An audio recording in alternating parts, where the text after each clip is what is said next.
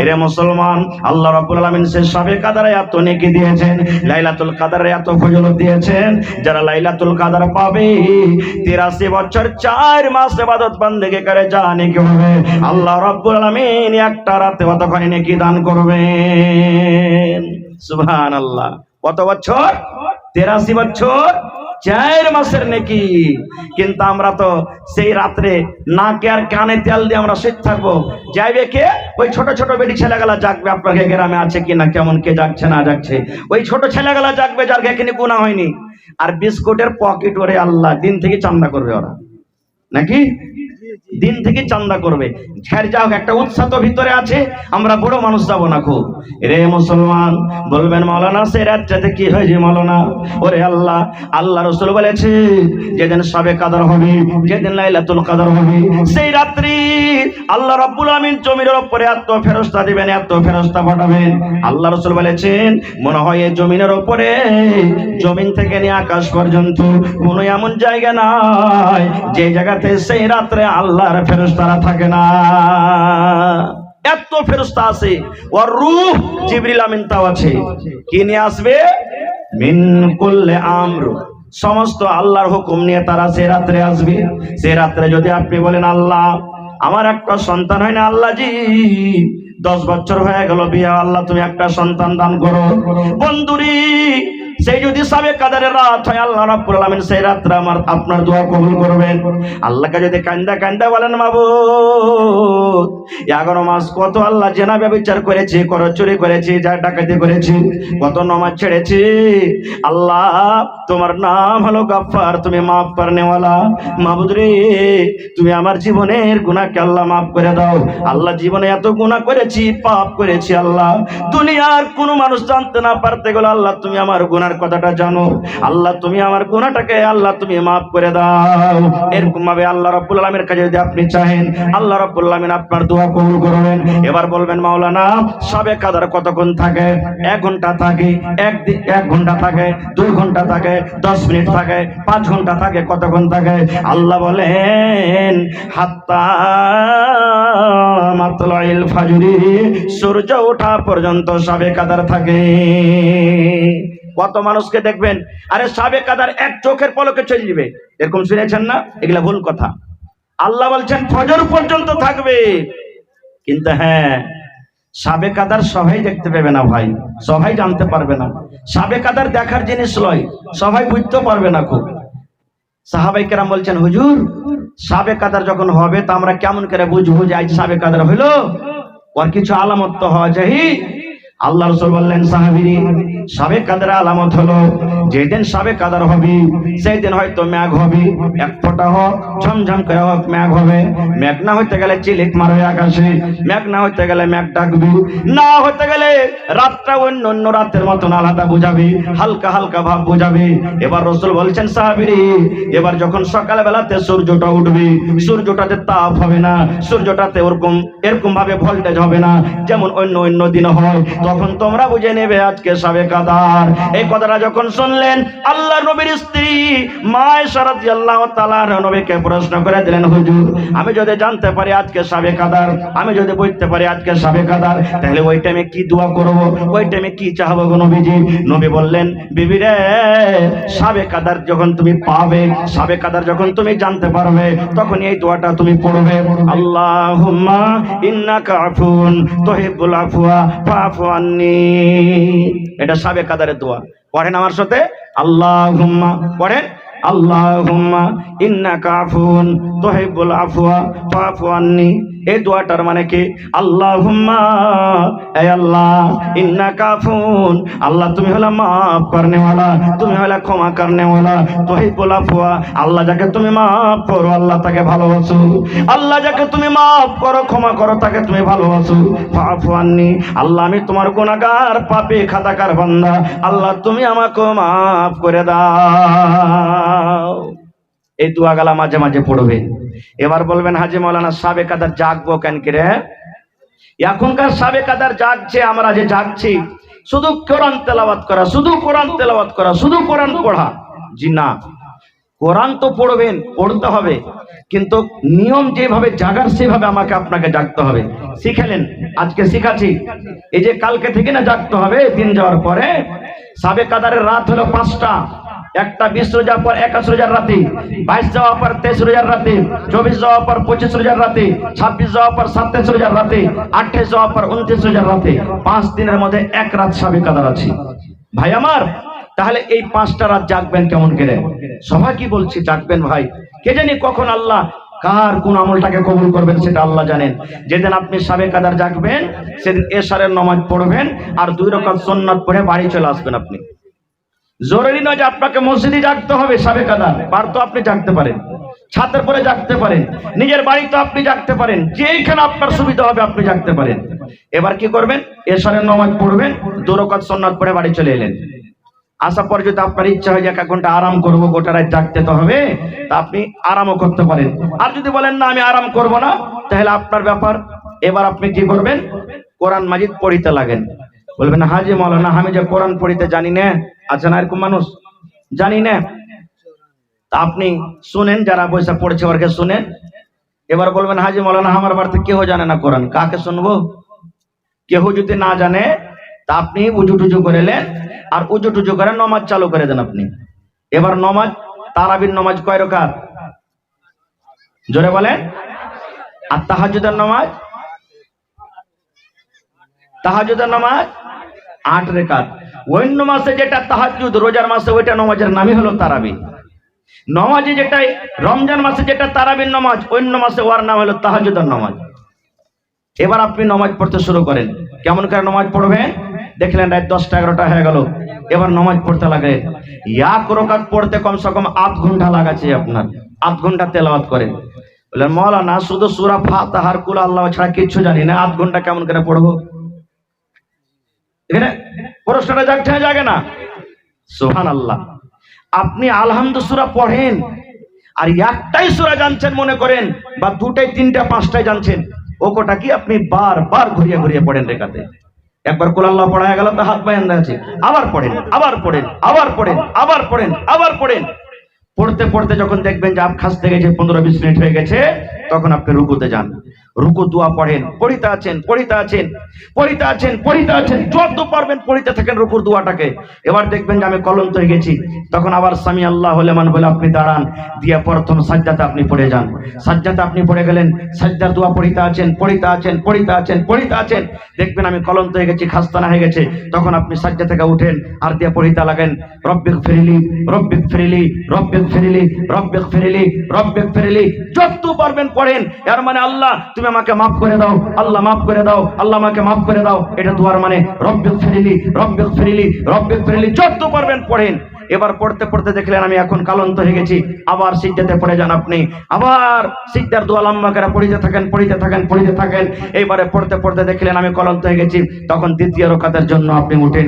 এরকম করে যদি 8 ঘন্টা পড়েন, তো 2 রাকাত নামাজ পড়তে কতক্ষণ লাগবে? জোরে বলেন। 1 ঘন্টা লাগবে। এবার 2 রাকাত পড়ে আপনি একটু আরাম করেন। কেমন আরাম? পারেন তো কোরআন পড়িতে লাগেন না, তো এই সূরাগুলো মনে মনে আপনি পড়িতে লাগেন। এবার আপনি 8 ঘন্টা এদিক ওদিক করলেন, আবার পড়িতে লাগলেন নামাজ। উজু আছে তো ঠিক আছে, না আছে উজু করে আবার নামাজ পড়িতে লাগলেন এরকম ভাবে লম্বা লম্বা করে, আবার 1 ঘন্টা আপনার কেটে গেল। এবার আপনি এদিক ওদিক করলেন, আবার নামাজ পড়লেন এরকম করে করে। এবারে করতে করতে করতে দেখবেন যে আমার নামাজ এখন শেষ হইতে আসছে বা শেষ হয়ে গেল।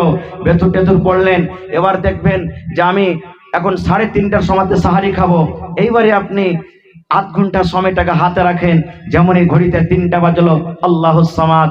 আপনার বাড়িতে যদি ওরকম কোনো রুম বানা থাকে, ওই রুমে চলে যান একান্তিত ভাবে, যেখানে আপনার বিবি আপনাকে যাবে না, ডিস্টার্ব করবে না, আপনার ছেলেরা ডিস্টার্ব করবে না, যেখানে আপনার কানে কোনো আওয়াজ যাবে না, বা মসজিদের কোনো কোণাতে লেগে যান আর দোয়া করতে শুরু করেন। প্রথমে আল্লাহর তারিফ মানে সূরা ফাতিহা পড়বেন, নবীর পরে দুরূদ পড়বেন, আর তারপরে যে আপনি দোয়া করতে লাগলেন। দোয়া কবুল হবে না? আল্লাহ তুমি আজ দোয়া কবুল করো, আল্লাহ তোমাকে আজ মাফ দিতেই হবে। আল্লাহ তুমি মাফ না দিবে তো কে দিবে? আল্লাহ আমরা যে পাপী গুনাহগার বান্দা, আল্লাহ কার কাছে আমরা মাফ চাইবো? আল্লাহ তুমি মাফ চাও। রাসূল বলেছেন উম্মত রে, আল্লাহর ডরে আল্লাহর ভয়ে কানতে কানতে তোমার চোখ দিয়ে যদি এক ফোঁটা পানি গলা ঝরে যায়, আল্লাহর ডরে জাহান্নামের ডরে তোমার কানতে কানতে চোখ দিয়ে যদি এক ফোঁটা পানি বের হয়ে যায়, আরে আমার উম্মতের দল, তোমার এই চোখের পানিতে তোমার জন্য আল্লাহ জাহান্নামের আগুনকে হারাম করে দেবে। সুবহানাল্লাহ। এর নাম হলো কি সাবে কাদার। এরকম ভাবে সাবে কাদার জাগতে হবে। হায়রে আল্লাহ, আফসোসের কথা, আজকে আমরা মুসলমান যে জিনিসটা এত ফজিলত, আমরা সেই ফজিলত থেকে দূরে আছি। আর একটু আগে চলেন ভাই আমার, আল্লাহ রাব্বুল আলামিন এই পাক পবিত্র রমজান মাস যখন শুরু হয়ে যায়, যেমনই রমজান মাসের চাঁদ উঠে গেল, আল্লাহ রাব্বুল আলামিন দুটা ফেরেশতাকে জমিনের ভিতরে পাঠিয়ে দেন। দুটা এলান করনেওয়ালা জমিনের ভিতরে আছে, আর ওই ফেরেশতা দুটা আসাবার এলান করেন। একজন ফেরেশতা এলান করেন, ওরে মিড়কাহা গ্রামের নওজওয়ান যুবক, বুড়া বুজুর্গ, বাপজিরা, মায়েরা, খালারা, তোমরা শুনে নাও। ফেরেশতা একজন এলান করলেন, ও গুনাহ করনেওয়ালা, রুকে যাও, রুকে যাও, রুকে যাও, রুকে যাও, আর গুনাহ করিও না। তুমি 11 মাস মদ পান করিলে, এই রমজান মাস চালু হয়েছে আর মদ পান করিও না। 11 মাস তুমি তাস খেলেছ, রমজান চালু হয়ে গেছে আর তুমি তাস খেলিও না। এই গুনাহ করনেওয়ালা, পাপ করনেওয়ালা, 11 মাস তুমি নামাজ ছেড়েছো, এই রমজান মাস চালু হয়েছে, খবরদার তুমি আর নামাজ ছাড়িও না। যারা পাপ করেছো, গুনাহ করেছো, রুকে যাও, রুকে যাও, রুকে যাও, তুমি আর গুনাহ করিও না। আর যারা নেকিতে লেগে থাকে, নেকি করে, আল্লাহ রাব্বুল আলামিনের আরেকটা ফেরেশতা ডাকতে বললেন, ও নেকি করনেওয়ালা, তোমরা আর একটু আগিয়ে যাও, আর একটু আগিয়ে যাও, আর একটু তোমরা আগিয়ে যাও। তোমরা যে 5 ওয়াক্ত নামাজ পড়েছিলে 11 মাসে, রোজার মাসে নফল গলা বেশি বেশি চালিয়ে দাও। অন্য মাসে তোমরা যে নেকি গলা করেছিলে, রোজার মাসে নেকিটাকে আর একটু বাড়িয়ে দাও। অন্য মাসে তুমি 2 টাকা দান করেছিলে, রোজার মাসে দানটার তুমি পাওয়ারটা একটু বাড়িয়ে দাও। অন্য মাসে তুমি তাহাজ্জুদ পড়িতে পারো নাই, রোজার মাসে তুমি তাহাজ্জুদের নামাজটা বেশি পড়ো, একটুখানি তুমি এগিয়ে যাও। শুধু তা নয়, এই রমজান মাস যখন চালু হয়ে যায়, আল্লাহ রাব্বুল আলামিন ফেরেশতাকে ডাকতে বললেন, ফেরেশতারি, আমার যত জাহান্নামের গেট আছে, যত জাহান্নামের দুয়ার আছে, সমস্ত দুয়ারকে তোমরা বন্ধ করে দাও রে। সমস্ত দুয়ার বন্ধ হয়ে যায়। এবার আল্লাহ ফেরেশতাকে বলেন, জান্নাতের দুয়ার খুলে দাও, জান্নাতের গেট খুলে দাও। এই রমজান মাসে সমস্ত জান্নাতের দুয়ারকে খুলে দেওয়া হয়। এইবার আল্লাহ ফেরেশতাকে ডাকতে বলেন, ফেরেশতারি, আমার বান্দা বান্দিরাকে যেন কোনো শয়তান, কোনো খবিশ শয়তান জিন যেন বহাকাইতে না পারে, রাস্তা থেকে যেন ভটকাইতে না পারে, এই জন্য তাকে মোটা মোটা জিঞ্জির দিয়ে তারাকে বেঁধে দাও। যাও, সমস্ত শয়তানকে বেঁধে দাও। এবার বলবেন, হাজি মাওলানা, শয়তানকে যদি আল্লাহ বেঁধে দিয়েছে, তো এখন যারা রোজা করে না, এরাকে ফের কে বহাকাইছে? প্রশ্ন জাগতে লাগে না? কে এরাকে বহাকাইছে?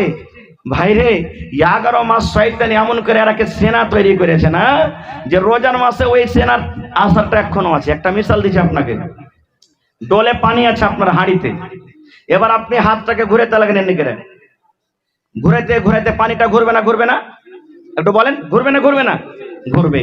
এবার 1-2 মিনিট ঘুরতে ঘুরতে লোকটাকে তুলেলেন, এবার যেমনই আঙ্গুলটাকে উঠালেন, সাথে সাথে পানি ঘুরতে বন্ধ হবে না, ঘুরতে থাকবে। হ্যাঁ, শয়তান যে 11 মাসে এমন করে ট্রেনিং দিয়েছে না, এই রোজার মাসেই বন্ধ হয় না, ও চলতে আছে, চলছে, ওর স্পিরিট লেগে আছে। কিছু কম আলাদা কথা, কিন্তু ওই যে চলতে আছে। হ্যাঁ বে, আল্লাহকে দেখে ডরাই না, তো ফের মানুষকে দেখে ডরিয়ে কি করবো? বাড়তে খাইতে নাই যে সারাদিন থাকবো না খেয়ে। এই দেখেন ভাইরে, আল্লাহ রাব্বুল আলামিন এত বড় ফজিলতের মাস দিয়েছে। বলবেন, হাজি মাওলানা, রোজা করে কি পাবো? আল্লাহ রাসূল সাল্লাল্লাহু আলাইহি ওয়াসাল্লাম বলেছেন, মান সামা রমজানা ঈমানাও ওয়া ইহতিসাবা গফিরা লাহু মা তাকাদ্দামা মিন যামবিহি। দয়ার নবী এলান করে দিয়েছেন, যে আল্লাহর বান্দা বান্দিরা রোজা রাখবে, রোজা রাখার 2টা নিয়াত করতে আপনাকে করতে হবে। 1 নম্বর কথা হলো ঈমানাও, আল্লাহ রাব্বুল আলামিনের সাথে বিশ্বাস করতে হবে। আল্লাহ 1 মাস রোজাকে ফরজ করেছেন, আমি যদি রোজা রাখতে হবে, রোজা যদি আমি না রাখি, আমি গুনাহগার হয়ে যাব, পাপী হয়ে যাব। ওয়া ইহতিসাবান, নেকি মনে করে রোজা রাখতে হবে। এই 2টা নিয়াতে যারা রোজা রাখবে, নবী বলেছেন, গফিরা লাহু মা তাকাদ্দামা মিন যামবিহি, তোমার জীবনের যত ছোট ছোট গুনাহ আছে, আল্লাহ সমস্ত গুনাহকে তোমার মাফ করে দিবেন। কিন্তু এখন রোজা কত লোক করব কি? বিয়ের বাড়ি বেড়াতে যাব, মা খালারা কইবে, হালেমার বাপ, ওই যে কি রে, তুমি যে বিয়ের বাড়ি যাবে, বাড়তে নেই, রোজাটা করো না, করো না। তো বিয়ের বাড়ি যাবে, যদি রোজাটা না করো তো কি কইবে? এরকম কত লোক আছে না? নেই? তখন ও কি করবে? বিয়ের ডরে রোজা করে যাবে। আল্লাহ বলবেন এগুলা রোজাতে তোমার কাম দিবে না রে বান্দা। আল্লাহ বলছেন ফাওয়াইলুল লিল মুসাল্লিন, ওই নমাজিরা ওয়াইল জাহান্নামে যাবে, ওই নমাজিরা নমাজ পড়ে ওয়াইল নামে জাহান্নামের ভিতরে যাবে। বলবেন হাট, মাওলানারা বলছেন যে নমাজ পড়ো, আর আপনি ফের বলছেন যে নমাজ পড়ে ওয়াইল জাহান্নামে যাবে। জি, নমাজ পড়ে ওয়াইল জাহান্নামে যাবে। তবে হাজে মাওলানা এত বড় মসজিদ বানিয়ে কি করবো তাহলে, দান যে দিচ্ছে এত কষ্ট করে, কোন নমাজিরা যাবে? আল্লাহ বলেন আল্লাযীনা হুম ইউরাউন, যারা মানুষকে দেখে নামাজ পড়ে, জীবনে নামাজ পড়ে না, বিহাই নামাজি পেয়েছে, বিহাই এসেছে বাড়িতে, এবার বিহার সাথে সাথে ওযু করে মসজিদের ভিতরে চলে গেল। আল্লাহর ডরে এটা নামাজ হলো না রে ভাই, এটা বিহাইয়ের ডরে নামাজ হলো। আল্লাহ বলছেন এরকম নামাজিরা ওয়াইল্লা জাহান্নামে যাবে। আপনি রোজা রেখেছেন, আপনি রোজাও রাখেননি, কত ভাই দেখবেন মাগরিবের নামাজ পড়িতে চলে যায়, যদি নামাজ না পড়িতে যায় হবে হাজি কি কইবে, মুলবি কি কইবে, খতিব কি কইবে, মডল কি কইবে, ইশালা রোজা করে নিবে লাগে নামাজ ঘন্টা পড়িতে আসে না। চল চল চল কমসে কম দেখি আসি লোককে মাগরিবে নামাজ ঘন্টা পড়িলি, যাতে লোক বলে যে রোজা করেছে। আল্লাহ বলছেন এরকম নামাজিরা ওয়াইল জাহান্নামের ভিতরে যাবে। এই মতো বন্ধুরে, লোকটা এখনো রোজা করতে গেলে আল্লাহ গুনাহ মাফ করবে না। আল্লাহ রাব্বুল আলামিনকে রাজি করার জন্য, নেকি মনে কইরা আল্লাহকে সন্তুষ্টি করার জন্য যারা রোজা রাখবে, এরকম রোজাদারের আল্লাহ জীবনের ছোট গুনাহকে মাফ করে দিবে। আর কি নেকি আছে? ওরে আল্লাহ, আজ আপনি 10,000 দান করে দিলেন, নেকি দিবেন কে? ফেরেশতা। কে নেকি দিবেন? কে নেকি দিবেন? ফেরেশতা নেকি দিবেন। নামাজ পড়বেন কে? ফেরেশতা নেকি দিবে। আপনি হজ করতে যাবেন, ফেরেশতা নেকি দিবে। কোরআন তেলাওয়াত করবেন, ফেরেশতা নেকি দিবেন। দান করবেন, ফেরেশতা নেকি দিবে। মা বাবার খেদমত করবেন, ফেরেশতা দিবে। প্রত্যেক কাজে কাজে ফেরেশতারা নেকি দিবে। কিন্তু রোজার যখন বাড়িটা এলো, রোজার যখন নেকির কথা এলো, আল্লাহ রাব্বুল আলামিন ফেরেশতাকে ডাক দিয়ে বলছেন, ফেরেশতারি ফাইন্নাহু লি ওয়া আনা আজজি বিহি, এই রোজাটা হলো আমার জন্য রে ফেরেশতা, তোমরা দূরে চলে যাও, দূরে চলে যাও। তোমরা রোজার বদলা দিতে পারবে না, তোমরা রোজার নেকি দিতে পারবে না, কারণ রোজা হলো আমার, ওয়া আনা আজজি বিহি, এবং আমি আল্লাহ তাবারাক ওয়া তাআলা রোজার নেকি দান করব। কত আল্লাহ দিবেন সেটা আল্লাহ জানেন। আল্লাহ কিয়ামতের দিন প্যাক করে সুন্দর করে আপনার হাতে দিবেন, বান্দারে আমাকে না দেখে বিশ্বাস করে তুই যে রোজা করেছিস, তুই ইচ্ছা করতে গেলে লক করে পানি পান করতে পারতি, ইচ্ছা করতে গেলে নদীতে তুই ডুব মেরা পানি করতে করতে কেউ দেখতো না, কিন্তু যখন তুই আমার উপরে বিশ্বাস করে রোজা রেখেছিস, আমি আল্লাহ যা কি বদলা দিব জানেন? আল্লাহুস সামাদ। জান্নাতের ভিতরে 8টা দুয়ার আছে রে ভাই। কয়টা দুয়ার আছে? 8টা দুয়ার জান্নাতের ভিতরে আছে। যারা নামাজ পড়বে নামাজের দুয়ারে যাবে, রোজা রাখবে রোজার দুয়ারে যাবে, হজ করবে হজের দুয়ার দিয়ে যাবে, যাকাত দেবে যাকাতের দুয়ার যাবে। এই করে করে একটা দরজার নাম আছে, গেটের নাম আছে আর রায়্যান। কি? আর রায়্যান। ওইখান দিয়ে কারা যাবে? যারা রোজা করেছে তারা যাবে। ওই গেট দিয়ে যারা হজ করেছে তারা যাবে না। ওই গেট দিয়ে যারা নামাজ পড়েছে তারা যাবে না। ওই গেট দিয়ে যারা দান করেছে তারা যাবে না। কারা যাবে? রোজাদারেরা যাবে। কিয়ামতের দিন আল্লাহ এলান করবেন, আইনা সায়েমুন, আইনা সায়েমুন, আইনা সায়েমুন, আইনা সায়েমুন। ও রোজাদার তোমরা কোথায় আছো? রোজাদার তোমরা কোথায় আছো? আবেদা জাহেদা খালেদা, এই তোমরা কোথায় আছো রে? রোজা যারা রেখেছো কোথায় আছো? এসো এসো এসো, তোমরা আমার এই জান্নাত, এই রায়্যান দিয়ে তোমরা জান্নাতের ভিতরে চলে যাও। এবার যত রোজাদার আছে এবার ওই জান্নাতের রায়্যান দিয়ে ঢুকে যাবে। ঢুকতে ঢুকতে ঢুকতে নবী বলেছেন উম্মত রে, যখন সমস্ত রোজাদার জান্নাতের ভিতরে চলে যাবে, এবার রায়্যান দরজাটাকে বন্ধ করে দেওয়া হয়। এবার যেমনই বন্ধ করে দেওয়া হলো, বিনা রোজাদার আর কিন্তু ওই গেট দিয়ে ঢুকতে পারবে না। সুবহানাল্লাহ। Special gate. আল্লাহ নবীর সাহাবী হযরত আবু বকর বলছেন, হুজুর জান্নাতের ভিতরে 8টা দুয়ার আছে, আর দুয়ার গালা ডাকবে আমার দিক দিয়ে এসো। যারা নামাজ পড়েছে নামাজের দুয়ার বলবে আমার দিক দিয়ে এসো। যারা রোজা রেখেছে রোজার দুয়ার বলবে আমার দিক দিয়ে এসো। যারা দান করেছে দানের দুয়ার বলবে আমার দিক দিয়ে এসো। এরকম কি কোনো মানুষ হবে যে লোকটা দুয়ারের আগা দিক দিয়ে হাঁটবে আর সমস্ত 8টা দুয়ার তাকে ডাকবে আমার দিক দিয়ে এসো, আমার দিক দিয়ে এসো, আমার দিক দিয়ে এসো? এরকম কি কোনো আল্লাহর বান্দা আছে? রাসূল বলছেন, হ্যাঁ রে আবু বকর, হ্যাঁ আছে। আর যত লোক যাবে তাদের মধ্যে একটা তুমি আছো।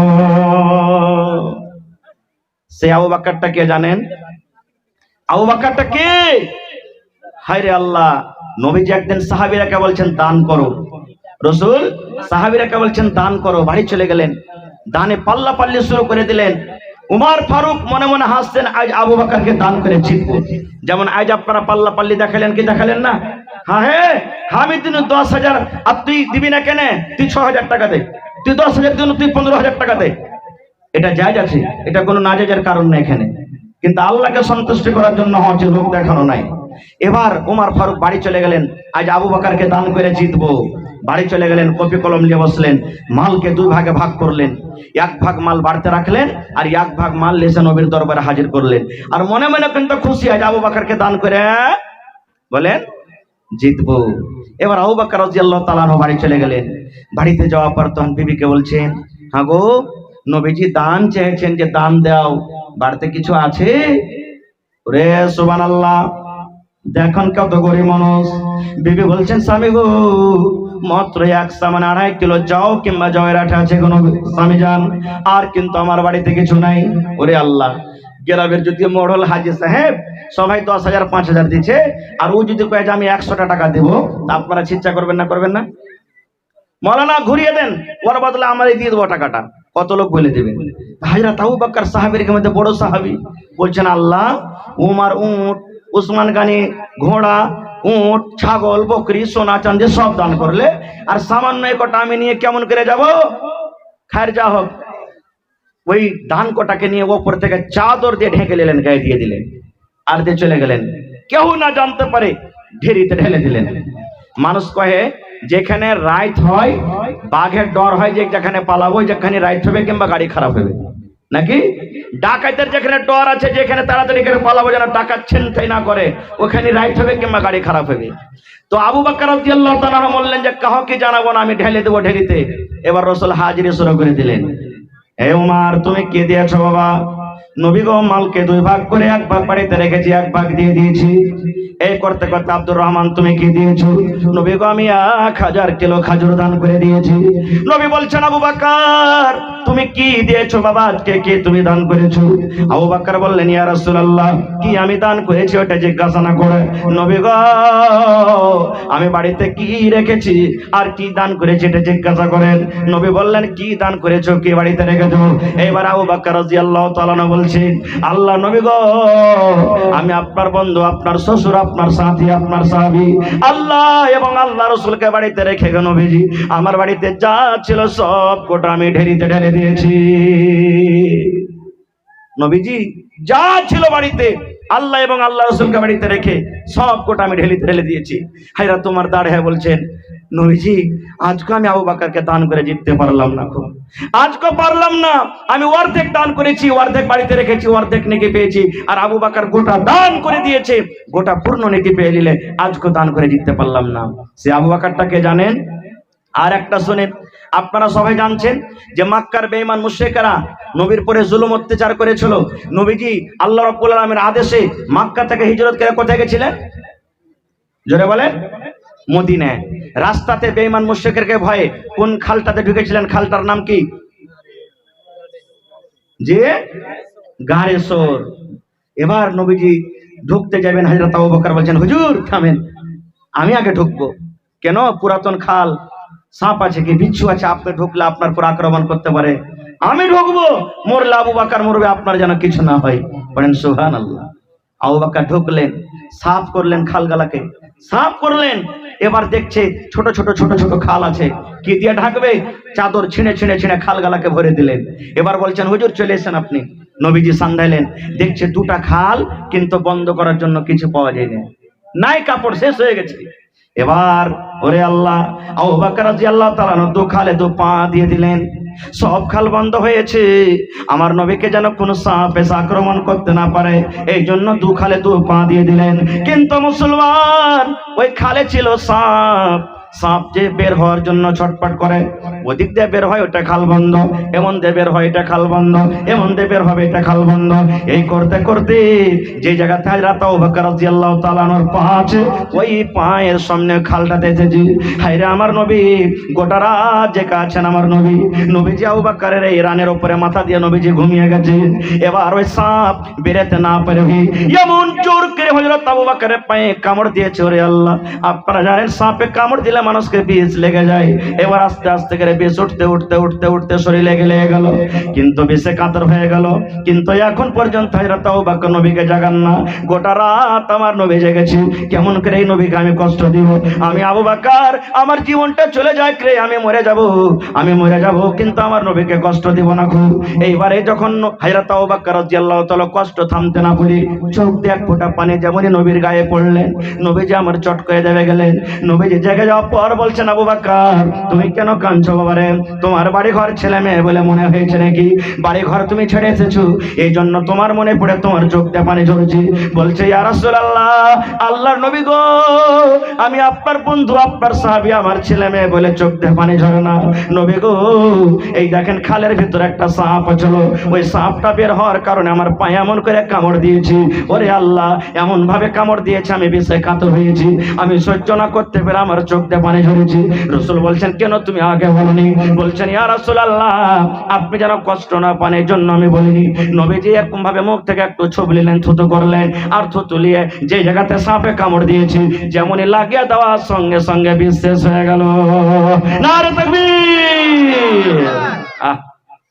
ওই রাতটার নেকি হযরত উমর ফারুক একদিন বলছে, আল্লাহ আবু বকরের একটা রাতের নেকি, মানে ওই যে গারে সরেছিল একটা রাতে, আল্লাহ তুমি যাকে নেকি দিয়েছো, এত নেকি দিয়েছো, আমার সারা জীবনের যদি যত নেকি আছে আবু বকরকে দিয়ে দেওয়া হয়, আর আবু বকর যদি ওই গারে সরের একটা রাতের নেকি আমাকে দিয়ে দেয়, তাহলে আমার জন্য খুবই ভালো হবে, আমার জন্য খুবই ভালো হবে।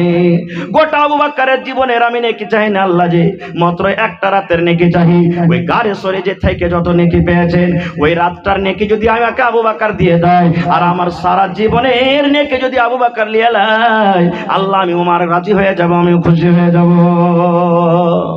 অনেক ঘটনা আছে আবু বকরের জীবনের ভাই আমার ভাইরে, অনেক কথা আছে। এই মাসে ফিতরা আদায় করতে হয়, ফিতরা দিতে হয় না, হয় না? ফিতরা আদায় করতে হয়। ফিতরাটা কেন দিতে হয়? সুবহানাল্লাহ। আল্লাহ রাব্বুল আলামিন ইবাদতটাকে খালিস করেছেন যেন ইবাদত খালিস হয়ে থাকে।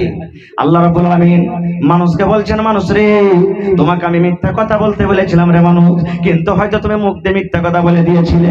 তোমাকে আমি মুখখানটা দিয়ে ভালো কথা বলতে বলেছিলাম, কিন্তু মুখ দিয়ে তুমি এমন একটা নম্র কথা বলে দিয়েছো, যে কারণে তোমার রোজাটাতে একটু দাগ লেগে গেছে, যে কারণে তোমার রোজাটাতে একটু দাগ লেগে গেছে, তোমার নেকিখানটা একটু কমে গেছে।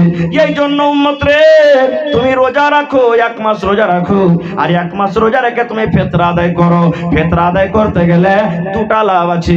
একটা লাভ হলো এই তোমার রোজাতে যে দাগ লেগেছে এই দাগটা শেষ হয়ে যাবে, আর 2 নম্বর ফকির মিসকিনের বাড়িতে খানা হয়ে যাবে। এই জন্য আমি ফিতরা দিয়েছি। আর একটা মশলা শুনেলেন, ঈদের নামাজ পড়িতে যাবেন, তখন রাসূল বলেছেন যে তুমি ঈদের নামাজ পড়িতে যাবে তো খাজুর, মিঠা চোকা কিছু খাইয়া যাও। ফজর নামাজ পড়ে নিলেন, কিছু খেয়ে নিলেন, দিয়ে নামাজ পড়তে চলে গেলেন। আর বকরেদের নামাজ যখন পড়িতে যাইবে, তখন রাসূল বলেছেন তুমি যদি পারো তো না খেয়ে তুমি নামাজ পড়িতে যাও। যেরকম ফজরের নামাজ পড়লেন, আর কিছু খাইতে হবে না, সন্ধ্যাবেলাতে যা খেয়েছেন, নামাজ পড়তে চলে গেলেন। নামাজ পড়ে আপনি বাড়িতে আসবেন, আর সর্বপ্রথম কুরবানি করবেন। আর আমরা করি কি, গোটা কুরবানি কইরা যতক্ষণ শেষ না হয় ততক্ষণ আমরা গোশত রান্না বান্না করি না, নিয়ম লাগে। কুরবানি জানোয়ার কেটে দিয়েছেন, 1 কিলো গোশত আগে দিয়ে পাঠিয়ে দেন বাড়িতে, কেন সারা গোশত বানাইতে তো সময় লাগবে, মাংস বানাইতে 1 কিলো গোশত আপনি পাঠিয়ে দেন, রান্না বান্না করবে, আইসা আপনি খেলেন। এটা হলো সুন্নাত তারিকা। কিন্তু হায়রে আফসোসের কথা, এই কাজটাকে কত মানুষ রোজা মনে করে নিয়েছে, যে কুরবানির জন্য আধখানি বেলা রোজা আছে। এটা ভুল কথা। আধখানি বেলা রোজা হয় কোনোদিন? যে ভাই আপনি ঘড়ি দেখছেন যে আজ 5:56 ইফতারি আছে, 54-55 হইতে গেল আপনি ইফতারি করেন না, আর আপনি 10টার সময়তে খায়ের কেটে কইছেন আমার আজ একটা রোজা হয়ে গেল। এটা কেমন রোজা? জি না, এটা সুন্নাত। কেউ যদি চাহে যে আমি করব, এটা করতে পারে, এটা করতে পারে। আর একটা জিনিস, ফিতরা আপনি আদায় করবেন, রাসূল বলেছেন ঈদের নামাজের 1 দিন 2 দিন 3 দিন আগে ফিতরা আদায় করবেন। কত লোককে দেখবেন 10টা-15টা রোজা হলো আর ফিতরা শুরু করে দিল আদায় করতে। জি না, এত আগে ফিতরা চলবে না। আপনার ফিতরা 1 দিন 2 দিন 3 দিন আগে থেকে আপনি জমাই করবেন, এর থেকে বেশি আগে করবেন না।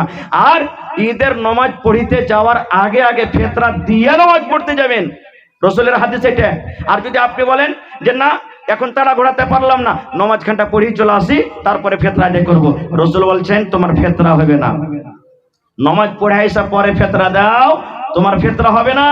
আজ যেমন তুমি দান ধ্যান করছো, আম সাদকা করছো, এরকম আম সাদকার নেকি পাবে, ফেতরার নেকি তুমি পাবে না, ফেতরা হবে না। এই জন্য রসুল বলেছেন তুমি নমাজ পড়িতে যাওয়ার আগে আগে তুমি ফেতরা দিয়ে দাও। ভাইরে আমার, বলার মেলায় কথা আছে, মেলায় কথা আছে। বন্ধুরে আমার, আল্লাহ বাচ্চারাকে ইনশাল্লাহ আবার কোনোদিন বলবো ভাই। তবে আপনারা আলহামদুলিল্লাহ অনেক দান করেছেন, অনেক দান করেছেন।